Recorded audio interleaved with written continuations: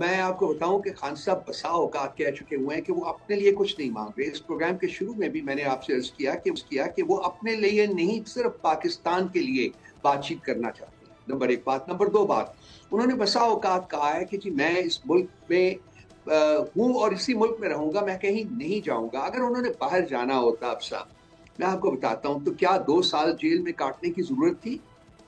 वो तो फिर 10-15 दिन अरेस्ट होने के बाद चले जाते या अरेस्ट ही ना होते, डील उस वक़्त कर लेते, बाहर चले जाते। उनके पास बाहर जाने की भी बहुत जगह है, वो इंतहाई कंफर्टेबल लाइफ़ वहाँ लिव कर सकते, अपने तई, उनको किसी की ज़रूरत भी ना होती। तो बीबी ये असूल की सियासत हम समझने से पता नहीं क्यों इतनी मुश्किल हमें क्यों पेश आती है। असूल की सियासत और बेअसूली की सियासत जो है वो बहुत 2 डिफरेंट चीज़ें हैं। नवाज़ शरीफ, सासिफ ज़रदारी और इनके जो हवारी हैं, ये असूल की सियासत इनके पास से फटक कर नहीं गुज़री। और खान साहब 2 साल जेल में हैं सिर्फ और सिर्फ पाकिस्तान के लिए और अपने असूलों पर कारबंद रहने के लिए। वो कहीं नहीं जाएँगे, वो यहीं रहेंगे। यहीं बैठ के बात करेंगे और देखेंगे क्या कोई रास्ता निकलता है कि नहीं निकलता।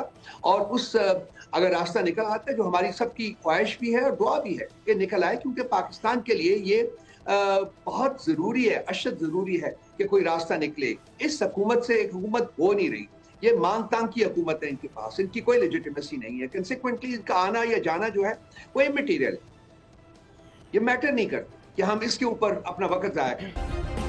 सब्सक्राइब करें और बेल दबाएं ताकि कोई खबर रह न जाए।